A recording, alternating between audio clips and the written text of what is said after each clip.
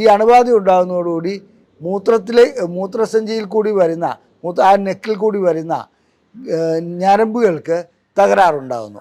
അങ്ങനെ ആ ഞരമ്പുകൾക്ക് ഉണ്ടാകുന്നതോടുകൂടി ശേഷിക്കുറവുണ്ടാകുന്നു. അതുകൊണ്ട് ആൻറ്റിബയോട്ടിക് നൽകിയിട്ട് മാറാത്ത പ്രോസ്റ്റേറ്റിസുകൾക്ക് അത് വൈറലാണോ എന്നുള്ള സംശയം ഡോക്ടർമാർക്ക് ഉണ്ടാകും. അതിനനുസരിച്ച് അവർ ആൻറ്റിവൈറൽ ഡ്രഗ്സ് നൽകുന്നതായി കാണപ്പെടാറുണ്ട്. ഇനി അടുത്തത് CPPS എന്നുള്ള രോഗം ഡോക്ടർമാരെ കൊടുക്കുന്നു എന്നാണെന്ന് ഞാൻ പറഞ്ഞു. അതിനെ സംബന്ധിച്ചിടത്തോളം അതിൻ്റേതായ ചികിത്സ പല രൂപത്തിലുണ്ട്. അത് അല്പം കോംപ്ലിക്കേറ്റഡ് ആണ്. ഇത് ലൈംഗികമായിട്ടുള്ള ഒരു പ്രശ്നങ്ങളുമില്ലെങ്കിലും ഈ മൂത്രതടസ്സം ആദ്യമായി അനുഭവപ്പെടുമ്പോൾ ഒരു 50 വയസ്സിനടുത്ത വ്യക്തിയാണെങ്കിൽ 40 വയസ്സ് മുതൽ തുടങ്ങാറുണ്ട്.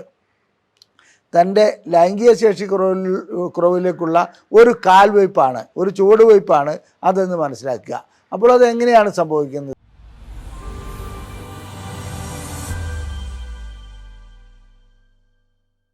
ഞാൻ ഡോക്ടർ അജയൻ വർഗീസ്, കോഴിക്കോട് ജില്ലയിൽ കുന്നമംഗലം പന്തീർപ്പാടത്തുള്ള institute of sexual and reproductive medicine എന്ന സ്ഥാപനത്തിൻ്റെ ഡയറക്ടറാണ്.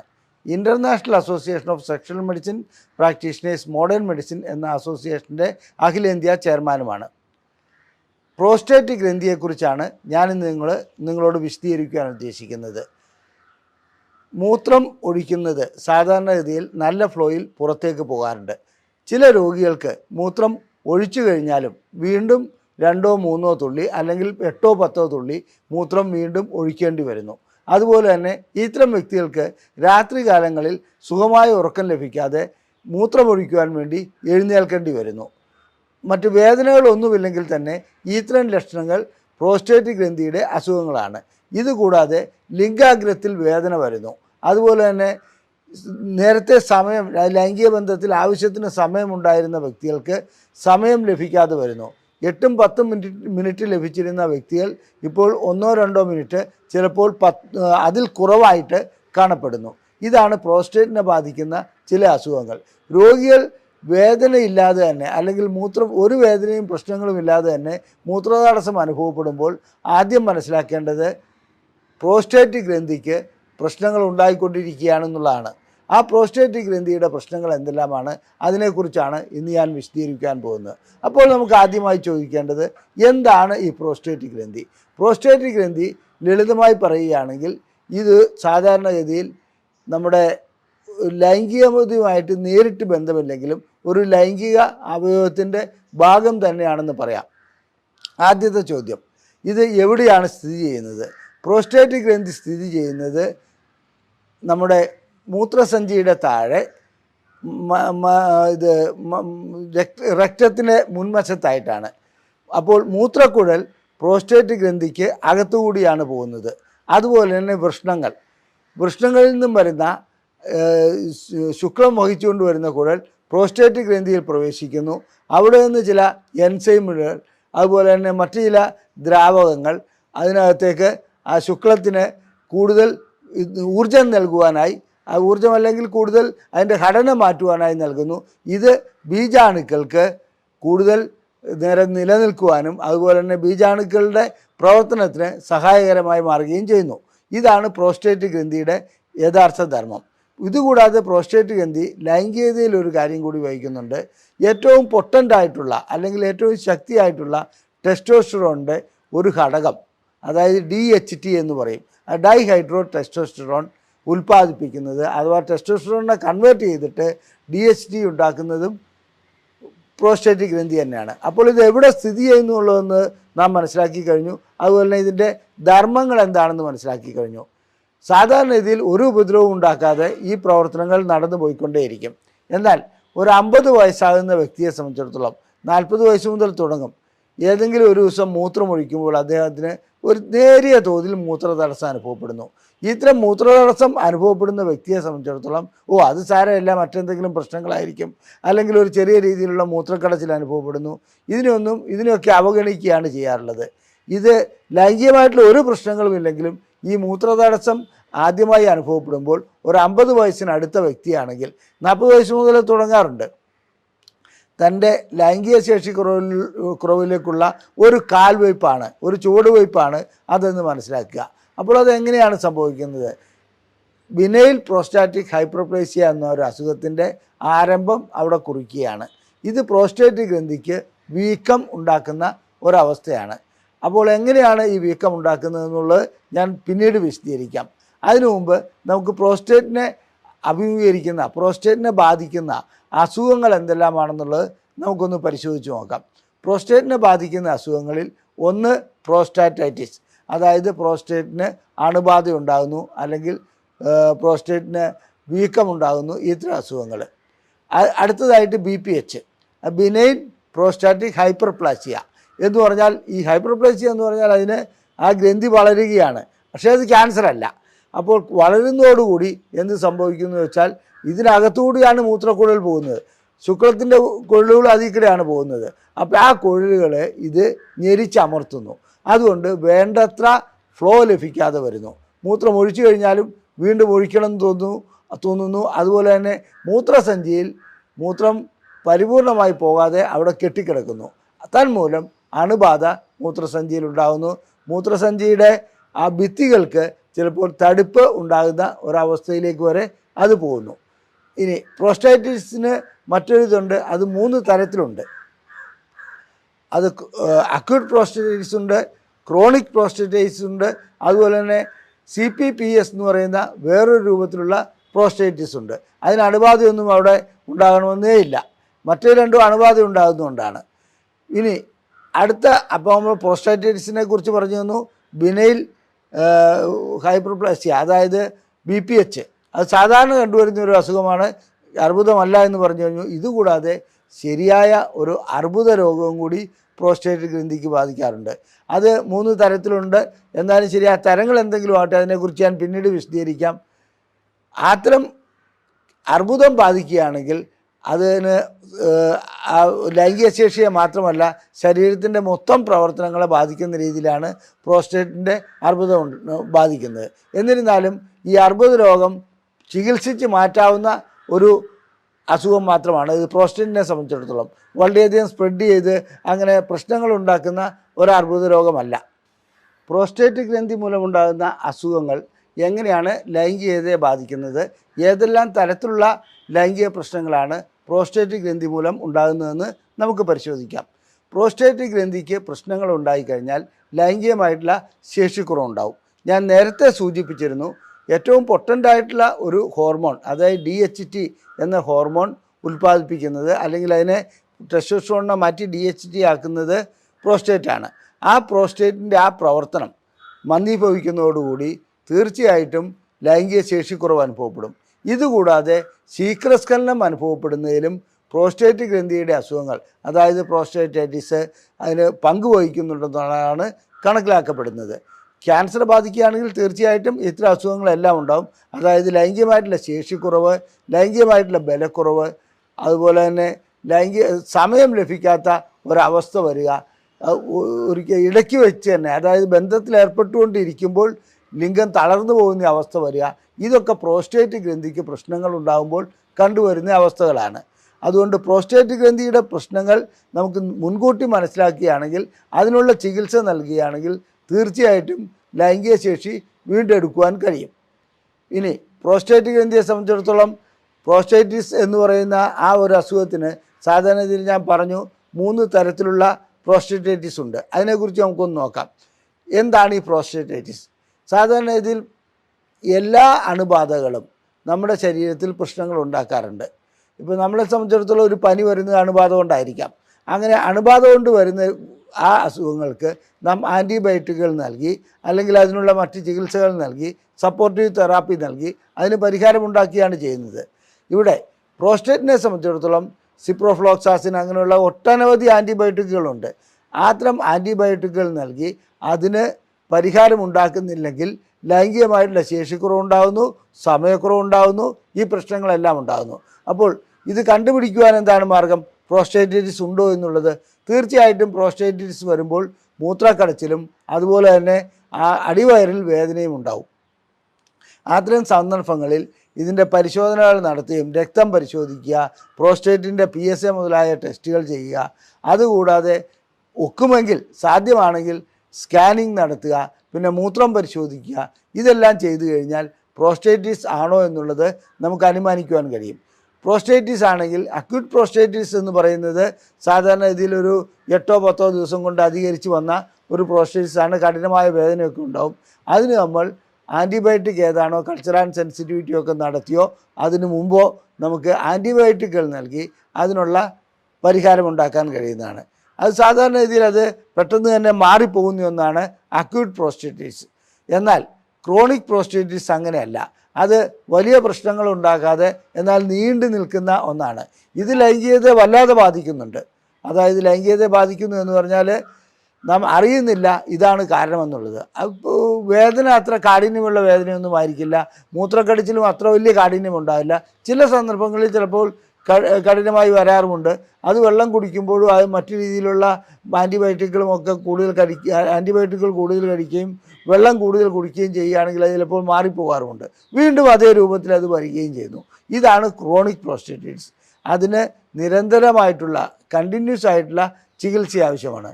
ക്രോണിക് ആവട്ടെ അക്യൂട്ട് ആവട്ടെ ലൈംഗികമായിട്ടുള്ള ശേഷിക്കുറവ് സൃഷ്ടിക്കുന്നു. ലൈംഗികമായിട്ടുള്ള പ്രശ്നങ്ങൾ ശേഷിക്കുറവ് മാത്രമല്ല സമയക്കുറവ് സൃഷ്ടിക്കുന്നു. പിന്നെ ലൈംഗികതയോട് താല്പര്യമില്ലാതാക്കുന്ന ഒരവസ്ഥ കൂടി ഈ ക്രോണിക് പ്രോസ്റ്റേറ്റിസിന് ഉണ്ടാകാറുണ്ട്. അക്യൂട്ട് പ്രോസ്റ്റേറ്റിസിന് അത്രയും വരാറില്ല. അപ്പോൾ ഇതിനുള്ള പരിഹാര മാർഗം ഞാൻ പറഞ്ഞു തന്നു. വേണ്ട സമയത്ത്, അതായത് ഇത് കാണുന്ന സമയത്ത് തന്നെ തുടക്കത്തിൽ തന്നെ അതിൻ്റെ പരിശോധനകൾ നടത്തി വ്യക്തമായ ചികിത്സ നൽകുകയാണ് വേണ്ടത്. അപ്പോൾ നാം അക്യൂട്ട് പ്രോസ്റ്റേറ്റിസിനെ കുറിച്ച് പറഞ്ഞു കഴിഞ്ഞു, ക്രോണിക് പ്രോസ്റ്റേറ്റിസിനെ കുറിച്ച് പറഞ്ഞു കഴിഞ്ഞു. ഇനി നാം മറ്റൊരു രൂപത്തിലുള്ള, അതായത് ബാക്ടീരിയൽ അല്ലാത്ത, ചിലപ്പോൾ വൈറസ് ബാധിച്ചിട്ട് പ്രോസ്റ്റേറ്റിസ് ഉണ്ടാകാറുണ്ട്. അപ്പോൾ നമ്മൾ ആൻറ്റിബയോട്ടിക് നൽകിയതുകൊണ്ട് അതിന് യാതൊരു പ്രയോജനവും ലഭിക്കില്ല. അതിൻ്റേതായ ആൻറ്റി വൈറൽ ഡ്രഗ്സ് നൽകേണ്ടതുണ്ട്. അതുകൊണ്ട് ആൻറ്റിബയോട്ടിക് നൽകിയിട്ട് മാറാത്ത പ്രോസ്റ്റേറ്റിസുകൾക്ക് അത് വൈറലാണോ എന്നുള്ള സംശയം ഡോക്ടർമാർക്ക് ഉണ്ടാകും. അതിനനുസരിച്ച് അവർ ആൻറ്റിവൈറൽ ഡ്രഗ്സ് നൽകുന്നതായും കാണപ്പെടാറുണ്ട്. അത്തരം രോഗികളെ സംബന്ധിച്ചിടത്തോളം ആൻറ്റിവൈറൽ മരുന്നുകൾ നൽകുന്നതോടുകൂടി അതിന് പരിഹാരമുണ്ടാകുന്നതായും കാണാൻ പറ്റുന്നുണ്ട്. ഇനി അടുത്തതായിട്ട് വേറൊരു രൂപത്തിലുള്ള, അതായത് ഒരു അണുബാധയുമില്ലാത്ത ഒരു തരത്തിലുള്ള പ്രോസ്റ്റേറ്റിസ് ഉണ്ട്. അത് CPPS എന്നാണ് പറയുന്നത്, ക്രോണിക് പ്രോസ്റ്റേറ്റിസ് പെയിൻ സിൻഡ്രോം. ഇത് സാധാരണഗതിയിൽ ഡോക്ടർമാരെ പോലും, അതായത് വൈദ്യശാസ്ത്രത്തെ പോലും കുഴക്കുന്ന ഒരു അസുഖമാണ്. രോഗി വന്ന് പറയുന്ന ലക്ഷണങ്ങൾ കണ്ടാൽ ഇതുവല്ല മാനസിക രോഗത്തിൻ്റെയും തുടക്കമാണോ എന്ന് തോന്നി പോകും. എൻ്റെ ലിംഗത്തിൻ്റെ അറ്റത്തൊരു വേദന, വൃഷ്ണത്തിൽ വേദന, അതുപോലെ തന്നെ ഈ വേദന ശുക്ലം പോകുമ്പോൾ അനുഭവപ്പെടാറുണ്ട്. ഇതൊക്കെ നോക്കുമ്പോൾ യാതൊരു കാരണമോ കൾച്ചർ ചെയ്താലോ സെൻസിറ്റിവിറ്റി ചെയ്താലോ രക്തം പരിശോധിച്ചാലോ ഒന്നും കാണാനുണ്ടാവില്ല. അപ്പോൾ സ്വാഭാവികമായും രോഗിക്ക് എന്തെങ്കിലും മാനസിക പ്രശ്നമുണ്ടോ എന്ന് വരെ ഡോക്ടർമാർ സംശയിച്ചു പോകും. ഇത് CPPS എന്ന അസുഖം സാധാരണഗതിയിൽ അണുബാധ കൊണ്ടുണ്ടാകുന്നതേ അല്ല. അത് ഒരു ന്യൂറോ മസ്കുലാർ ഡിസോർഡറാണ്. അതായത് ഞരമ്പ് സംബന്ധമായതും ഹോർമോൺ സംബന്ധമായതും പേശികൾ സംബന്ധമായതുമായിട്ടുള്ള ഒരു അസുഖമാണ്. ആ അസുഖത്തിൻ്റെ കാരണം ഇതുവരെ കണ്ടുപിടിക്കപ്പെട്ടിട്ടില്ല. എന്നിരുന്നാലും ചില അനുമാനങ്ങളിലേക്ക് എത്താൻ കഴിഞ്ഞിട്ടുണ്ട്, അത്രമാത്രം. അപ്പോൾ ഇത് അനുഭവപ്പെടുന്ന വ്യക്തികളെ സംബന്ധിച്ചിടത്തോളം അവർ വളരെ നിരാശരായിരിക്കും. കാരണം എന്ന് വെച്ചിട്ടുണ്ടെങ്കിൽ അവർക്ക് ഇത് കാരണം കണ്ടുപിടിക്കാതെ 6 മാസം 8 മാസമായിട്ട് പല ഡോക്ടർമാരെ കാണിക്കും. ഓരോ ഡോക്ടർമാരെ മാറി മാറി കാണിക്കുന്നു. ആ മൂത്രം ഒഴിക്കുന്ന ഭാഗത്ത് വേദനയുണ്ട്, ലിംഗത്തിൻ്റെ അറ്റത്ത് വേദനയുണ്ട്, എൻ്റെ നട്ടലിലേക്ക് വേദന വ്യാപിക്കുന്നുണ്ട്, പിന്നെ മലദ്വാരത്തിലേക്ക് വേദന വ്യാപിക്കുന്നുണ്ട്. ഇതൊക്കെ രോഗികൾ പറയുമ്പോൾ ഡോക്ടർമാർക്ക് കാരണം കണ്ടുപിടിക്കാൻ കഴിയാത്തൊരവസ്ഥയിലേക്ക് പോകുന്ന അവസ്ഥയാണ് കാണുന്നത്. വാസ്തവത്തിൽ ഇതിൻ്റെ പരിശോധനകൾ വഴിക്ക് ഒരു ടെസ്റ്റ് നടത്തിയിട്ട് ഇത് കണ്ടുപിടിക്കാനോട്ട് കഴിയുകയുമില്ല. CPPS ഇന്ന് ഒരു 5% രോഗികളിൽ കണ്ടുവരുന്ന ഒന്നാണ്. പ്രത്യേകിച്ച് ചെറുപ്പക്കാരിൽ, അതായത് 30 വയസ്സിന് മേലോട്ടുള്ളവരിൽ പോലും ഇത് കണ്ടുവരുന്നുണ്ട്. ഇത് ചികിത്സിക്കുക എന്ന് പറഞ്ഞാൽ അതിന് ദുഷ്കരമായൊരു ചികിത്സാ രീതികളാണുള്ളത്. ഓരോ ആൻറ്റിബയോട്ടിക് കൊണ്ടോ അതുകൊണ്ടോ മാറ്റം വരുത്താൻ കഴിയില്ല. എല്ലാ പരിശോധനകളും നടത്തി ന്യൂറോ മസ്കുലാർ ഡിസോർഡർ ആണോ ഹോർമോണൽ ഡിസോർഡർ ആണോ ഇതെല്ലാം കണ്ടുപിടിച്ചതിന് ശേഷമേ അത് മനസ്സിലാക്കുവാൻ കഴിയുള്ളൂ. മാത്രമല്ല ഇവരുടെ വൃഷ്ണസഞ്ചിയെക്കുറിച്ച് ഇവരെപ്പോഴും വ്യാകുലപ്പെട്ടുകൊണ്ടിരിക്കും. ക്ഷീണം വല്ലാതെ ഉണ്ടാവും. രാത്രിയിൽ ഇടയ്ക്കിടയ്ക്ക് മൂത്രം ഒഴിക്കേണ്ടതായി വരുന്നു.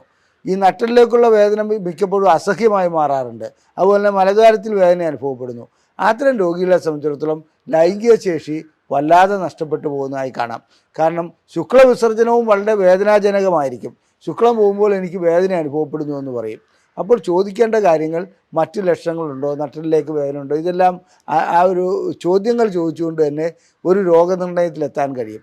അങ്ങനെ രോഗനിർണയത്തിലെത്തിയതിന് ശേഷം അതിനനുസരിച്ചുള്ള ചികിത്സ നൽകുന്നതാണ് CPPSൻ്റെ പരിഹാരമാർഗം. ആൻറ്റിബയോട്ടിക്കിൽ ഒരാഴ്ചയോ രണ്ടാഴ്ചയോ ഒക്കെ എംപിരിക്കലായിട്ട്, അതായത് ഒരു പരീക്ഷണാടിസ്ഥാനത്തിൽ കൊടുത്തു നോക്കുന്നതിൽ തെറ്റില്ല. അതുകൊണ്ട് ഫലം കാണുന്നില്ലെങ്കിൽ തീർച്ചയായിട്ടും ഈ CPPS ആണോ എന്നുള്ളത് നാം മറ്റ് മാർഗങ്ങളിലൂടെ കണ്ടെത്തേണ്ടതുണ്ട്. ഇനി നമുക്ക് ബിനൈൻ പ്രോസ്റ്റാറ്റിക് ഹൈപ്പർപ്ലേസിയ അഥവാ BPH അഥവാ പ്രോസ്റ്റേറ്റിനുണ്ടാകുന്ന വീക്കം എന്ന അസുഖത്തിലേക്ക് വരാം. ഇത് ലൈംഗികതയെ ബാധിക്കുന്ന ഒരസുഖമാണ്. എന്തുകൊണ്ടെന്നറിയില്ല, ലട്സ് അതായത് ലോവർ യൂറിനറി ട്രാക്ട് സിൻഡ്രോം എന്ന ഒരു അവസ്ഥ ഇതിൻ്റെ കൂട്ടത്തിലുണ്ടാകുന്നു. എന്തുകൊണ്ടാണെന്നറിയില്ല, ഈ ലൈംഗിക ശേഷിക്കുറവ് നേരിട്ടുള്ളതാണോ അതോ ഇതിൻ്റെയൊക്കെ ആകെത്തുകയാണോ എന്നുള്ളത് പറയാൻ കഴിയില്ലെങ്കിലും BPH ഉണ്ടാകുന്ന, അതായത് പ്രോസ്റ്റേറ്റിന് വീക്കം ഉണ്ടാകുന്ന മിക്ക രോഗികളിലും സാധാരണഗതിയിൽ ശേഷിക്കുറവ് ഉണ്ടാകുന്നുണ്ട്, അതുപോലെ തന്നെ സമയക്കുറവ് ഉണ്ടാകുന്നുണ്ട്. ഇത്തരം രോഗികൾക്ക് ഞാൻ നേരത്തെ സൂചിപ്പിച്ച 50 വയസ്സാണ് ഇതിൻ്റെ ഒരു പ്രായപരിധി. ഒരു 40-50 വയസ്സാകുമ്പോഴത്തേക്കും അവർക്ക് ഇങ്ങനെ മൂത്രം പോകുന്നതിന് തടസ്സം വരുന്നതായിട്ട് അനുഭവപ്പെടുന്നുണ്ട്. അപ്പോൾ ഇതിൻ്റെ കാരണങ്ങൾ എന്താണ്? അമിതമായിട്ടുള്ള വണ്ണം ഇതിനൊരു കാരണമായി പറയുന്നുണ്ട്. അതുപോലെ തന്നെ മറ്റു ചില അണുബാധകൾ ഇതിൻ്റെ കാരണമായി പറയുന്നുണ്ട്. പിന്നെ പ്രമേഹം ഇതിൻ്റെ ഒരു കാരണമായി പറയുന്നുണ്ട് BPH ഉണ്ടാകുന്നതിന്. ഇനി പ്രഷറുള്ളവരിലൊക്കെ വളരെ അപൂർവമായിട്ട് അങ്ങനെ ഇത് പറയാൻ പറ്റില്ല. എന്നിരുന്നാലും പ്രായം തന്നെയാണ് ഇതിനൊരു ഘടകമായി പറയുന്നത്. പ്രായത്തോടൊപ്പം ജനിതകം ഇതിനൊരു പാരമ്പര്യ ഘടകം ഇതിൻ്റെ ഒരു പ്രധാനപ്പെട്ട ഘടകമാണ് BPHൻ്റെ. എല്ലാ വ്യക്തികൾക്കും 50 വയസ്സ് കഴിഞ്ഞാൽ BPH ഉണ്ടായിക്കൊള്ളണമെന്ന് ഒരു നിർബന്ധവുമില്ലല്ലോ.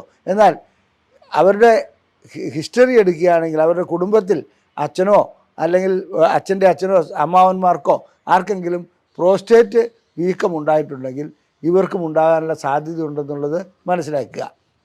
അപ്പോൾ BPHനെ സംബന്ധിച്ചിടത്തോളം മൂത്രം പോകാത്ത ഒരവസ്ഥ വരുന്നതോടുകൂടി മൂത്രസഞ്ചിയിൽ മൂത്രം കുറച്ച് കെട്ടിക്കിടക്കുന്നു. മൂത്രം കുറച്ച് കെട്ടിക്കിടക്കുന്നതോടുകൂടി അവിടെ അണുബാധ ഉണ്ടാകുന്നു.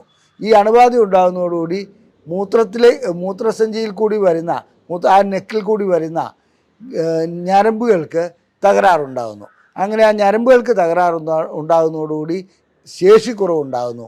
അതുപോലെ തന്നെ ലൈംഗികമായിട്ടുള്ള സമയം ലഭിക്കാതെ വരുന്നു. ഇതാണ് BPHൻ്റെ പ്രത്യേകത. BPH ഒരു അർബുദമല്ല, ഒരു ക്യാൻസർ അല്ല. പക്ഷേ എന്നിരുന്നാലും BPHനുള്ള ചികിത്സ നൽകിയില്ലെങ്കിൽ മൂത്രം പോകാത്ത ഒരവസ്ഥ വരികയും അതുപോലെ തന്നെ ട്യൂബ് ഇടേണ്ട അവസ്ഥ വരികയും ഒക്കെ ചെയ്യാറുണ്ട്. അതുകൊണ്ട് BPHനുള്ള ചികിത്സ ഇത് കണ്ടുപിടിക്കുന്നതോടൊപ്പം തന്നെ നൽകുന്നതാണ് ഏറ്റവും ഉത്തമം. ഇനി BPHന് നൽകുന്ന ചികിത്സകൾ ലൈംഗിക ശേഷിക്കുറവിനെ ബാധിക്കുമോ? തീർച്ചയായും ബാധിക്കും.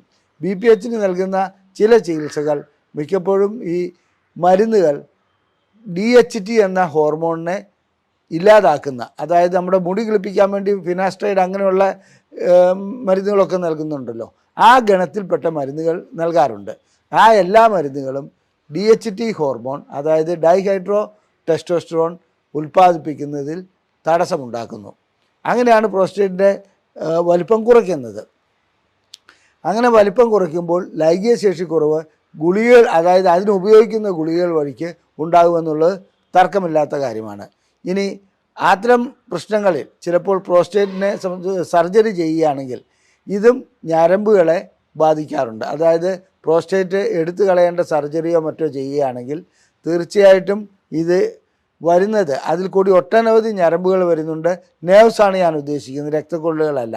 ആ നേഴ്സാണ് ലിംഗത്തിലേക്ക് കണക്ഷൻ നൽകുന്നത്. അങ്ങനെ ലിംഗത്തിലേക്ക് ആ കണക്ഷൻ നൽകുന്നതോടുകൂടി ലിംഗത്തിനുള്ള കണക്ഷൻ ലഭിക്കാതെ പോകുന്നു. അത് സർജറി ചെയ്യുമ്പോൾ മുറിഞ്ഞു പോകുന്നുണ്ട്. തീർച്ചയായിട്ടും ഈ ശസ്ത്രക്രിയാനന്തരം ലൈംഗിക ശേഷിക്കുറവ് അനുഭവപ്പെടുന്ന ഒരവസ്ഥ വരാറുണ്ട്. BPHനുള്ള ചികിത്സ എന്തു തന്നെയായിരുന്നാലും ശരി, അത് അമിത വണ്ണം ഉണ്ടാകാതെ നോക്കുക, പ്രമേഹമുണ്ടെങ്കിൽ അത് നിയന്ത്രിച്ചു പോവുക, ജനിതക ഘടനയുണ്ടെങ്കിൽ തീർച്ചയായിട്ടും അടിക്കടി ഇതിനെ സ്കാൻ ചെയ്യുക, ടെസ്റ്റ് ചെയ്യുക, അത്തരം കാര്യങ്ങൾ ചെയ്യുക, മുൻകൂട്ടി മരുന്നുകൾ നൽകുക. ഇതൊക്കെ നമുക്ക് BPHൻ്റെ കാര്യത്തിൽ ചെയ്യാവുന്ന കാര്യമാണ്. ലൈംഗികമായിട്ടുള്ള ശേഷിക്കുറവ് അനുഭവപ്പെടുകയാണെങ്കിൽ അതിൻ്റെതായ രീതിയിലുള്ള ചികിത്സയിലേക്ക് വരണം. അത് ഞാൻ പിന്നീട് വിശദീകരിക്കുന്നതാണ്.